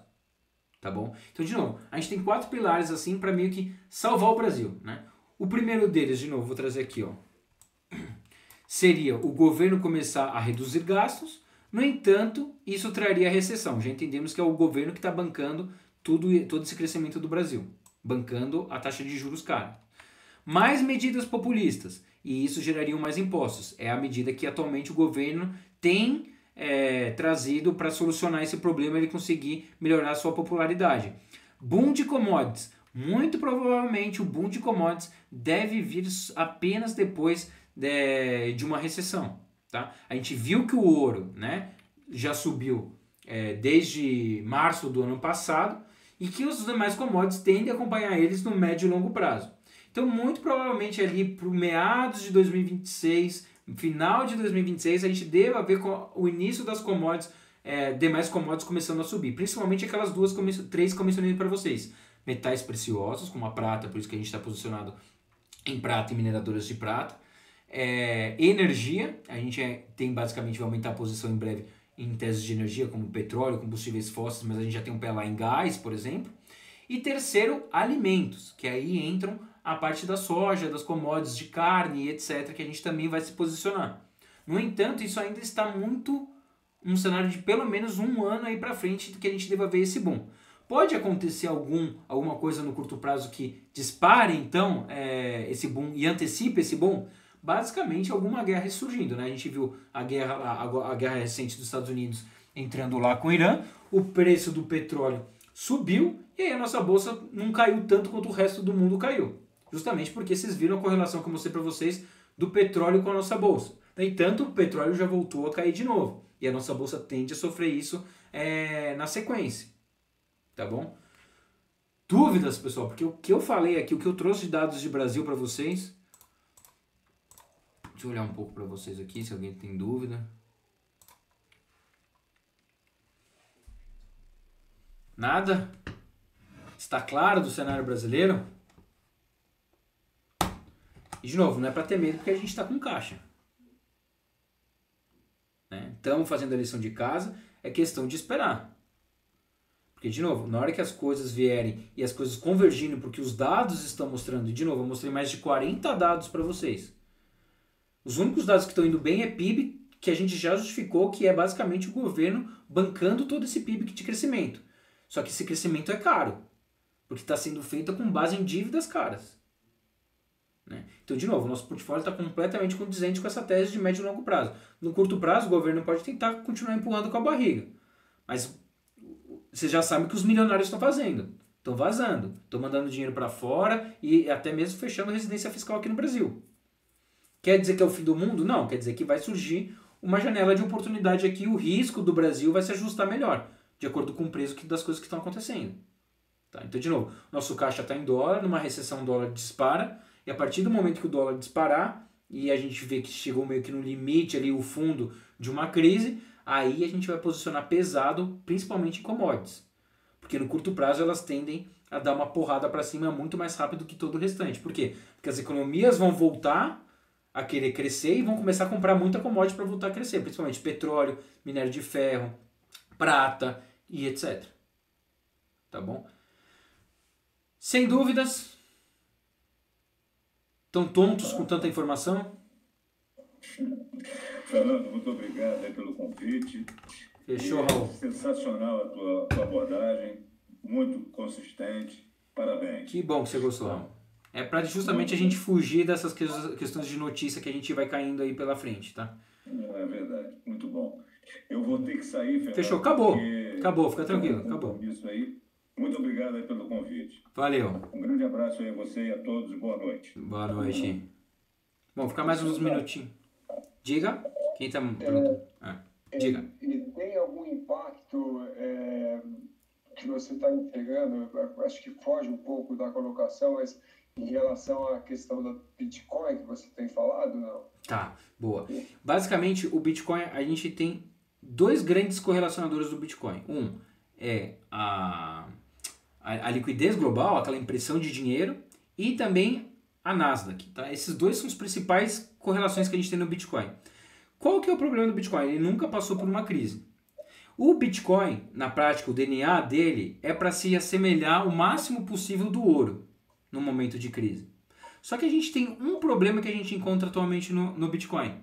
A maior parte do Bitcoin, cerca de 58% do Bitcoin, está na mão de pessoas físicas, está na mão das sardinhas. Então a gente tem dois reflexos aqui para fazer. No momento de crise, o DNA do Bitcoin é para ele explodir, é para ele bombar para cima. No entanto, quem tem ele é as pessoas que não sabem fazer e tem medo, que qualquer notícia ruim vendem. Só que do outro lado a gente tem um outro lado que é as baleias querendo comprar o máximo possível. Então a crise que a gente vai ver pela primeira vez uma crise financeira com o Bitcoin de fato mostrando o seu potencial numa crise. O único fato que eu acho que acontece é o Bitcoin, para mim, na minha visão, ele deve cair num primeiro momento e depois disparar. Por quê? No primeiro momento ele cai por conta do medo das pessoas físicas que são as maiores detentoras. E no segundo momento ele dispara justamente por conta de toda essa liquidez que o mercado vai entregar no momento de crise. A taxa de juros vai cair, vai injetar um monte de dinheiro no mercado. E aí, e vocês já viram, 90% da correlação do Bitcoin é com essa liquidez global. Tá? Então, na minha visão, num curto espaço de tempo ele deve cair e depois ele deve disparar justamente para acompanhar essa liquidez global. Tá? Por que ele deve cair no curto prazo? A minha visão é porque, de novo, a imensa maioria dos Bitcoins está nas mãos das pessoas físicas. Se por parte das baleias de mercado, eles não estão vendendo. Eles não venderiam. Por conta que sabe do poder do DNA dele de escassez. Consegui responder? Sim. Beleza. E a aplicação agora para as sobras de caixa mais imediatas, como é que você vê a influência da política agora atual, das negociações do Trump em relação à dívida e a aplicação do dólar? Quando você fala em curto prazo de dólar, você está imaginando mais ou menos que prazo? É possível ter uma estimativa? De acordo com os dados do mercado, né, a gente deve ter uma grande perturbação no mercado em relação à volatilidade do dólar agora do segundo semestre até o primeiro trimestre do ano que vem. Tá? Aí vai, e agora, dia 9, se eu não me engano, a gente vai ver o que de fato vai acontecer com a guerra tarifária. Porque o Trump lá fixou, né, a taxa tarifária, justamente para que os países pudessem trazer suas propostas, negociar, etc. Agora, no dia 9, a gente vai ver de fato o resultado de todas essas negociações que aconteceram. Se vier uma nova guerra tarifária, vai existir mais, então, questões de insegurança global. E isso tende a fazer o dólar se fortalecer. Né? Se as guerras tarifárias forem um sucesso, der tudo certo, beleza, o dólar deve enfraquecer eventualmente um pouquinho mais no curto prazo, justamente por conta de euforia, porque tá tudo lindo, maravilhoso, todo mundo fez os acordos e tudo mais. Mas a gente já sabe que há uma tendência de sentimento no qual todos os bilionários estão vendendo todas as suas posições nas ações, tá? Inclusive o Jeff Bezos vendeu agora recentemente uma posição gigantesca das ações dele da Amazon, justamente porque o fluxo do dinheiro dos bilionários e bilionários que entendem e sabem da saúde financeira da economia de cada país está saindo tudo da bolsa e buscando segurança, que é ouro, que é Bitcoin, que é dólar. Então provavelmente, com um estresse maior, o mundo vai querer pegar dólar, vai querer pegar dívidas americanas, vai querer pegar, então, títulos do Tesouro Americano. E com isso, dá um poder maior para que ele consiga ofertar mais títulos de longo prazo, fazendo essa rolagem da dívida. Deu para entender? Excelente, obrigado. Excelente. Mas basicamente, o sentimento é das pessoas físicas, né, achando que os Estados Unidos não vai conseguir fazer essa rolagem nem nada, que vai dar algum pau na dívida americana, e aí estão buscando alternativas. Ao buscarem alternativas, estão indo para euro, real, eventualmente, coisas do tipo, e aí o dólar está se depreciando. Mas se houver estresse no mercado, você já viu que está todo mundo, o efeito manada, está todo mundo do mesmo lado do barco. Na hora que eles resolverem voltar, aí a porrada do dólar deve ser muito forte. Principalmente num cenário de uma moeda de país emergente como a nossa. Pelas suas postagens, assim, tem uma sensação que você está apostando que a taxa de juros americana deve começar a cair, ou não? Os dados estão mostrando, e etc., que a partir de setembro deve começar a cair. Só que o Trump, ao mesmo tempo, está fazendo toda uma... O Trump deve anunciar antes mesmo, antes do prazo, quem vai ser o novo presidente do Banco Central. Do Fed, do Banco Central americano. E com isso o mercado pode vir a precificar já que a taxa de juros vai cair, porque o cara que vai entrar com base no que o Trump quer despenca essa taxa de juros aí. E o mercado pode vir a precificar isso mais cedo. Tá? Mas o início da queda, nesse momento, está sendo precificada a partir de setembro. Mais alguma dúvida? E aí, pessoal, falando rapidamente de criptomoedas, eu sei que não é o foco de hoje, mas, novamente, o Bitcoin precisa disparar.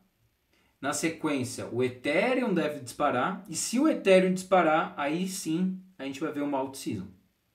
Não existe, os dados desde o surgimento das criptomoedas, não existe alt-season sem ter uma alta do Ethereum, tá? Se a gente não vê o Ethereum disparar, não vai ter alt-season. Então eu já quero preparar isso para vocês. O Ethereum só vai disparar se o Bitcoin disparar. Então a gente primeiro precisa ver a pernada de alta do Bitcoin mais forte, para casa de 120 mil dólares ou mais, para depois a gente ver o que acontece com o Ethereum. Se o Ethereum começar a disparar, a gente já pode começar a comprar um pouquinho mais de altcoins, tá bom? Porque a correlação entre eles são fortes. Falando isso mais porque tem muita gente apaixonada por criptomoeda, né? Mas só por causa disso. Dúvida, senão encerramos a reunião de hoje. Bom, vou tentar marcar aqui a nossa próxima reunião daqui 15 dias. E vou tentar falar de tudo. E se o Brasil deixar, não falo nada de Brasil, falo de todo o resto. Tá? Duvido que o Brasil deixe, né? Mas enfim. Mas queria trazer de novo todos esses dados para vocês do que está acontecendo no Brasil, porque ninguém traz esses dados. Você não vê isso na Globo, no Jornal Nacional, você não vê nada disso. As manchetes só falam de PIB, só falam de coisas que é do passado. Não falam que o PIB está crescendo com base em crédito. Não fala que esse crédito é com base em dívida muito cara. Não fala que a indústria está se deteriorando e que o agro está se deteriorando e que quem está bancando o crescimento do Brasil é o setor público. Tá bom? E basicamente quem está bancando o setor público são os impostos. Né? Então é isso. Fechou, pessoal? Já vou subir, carregar aqui e subir para vocês lá, caso vocês queiram retomar ou rever alguma coisa da nossa reunião de hoje, tá? Na plataforma.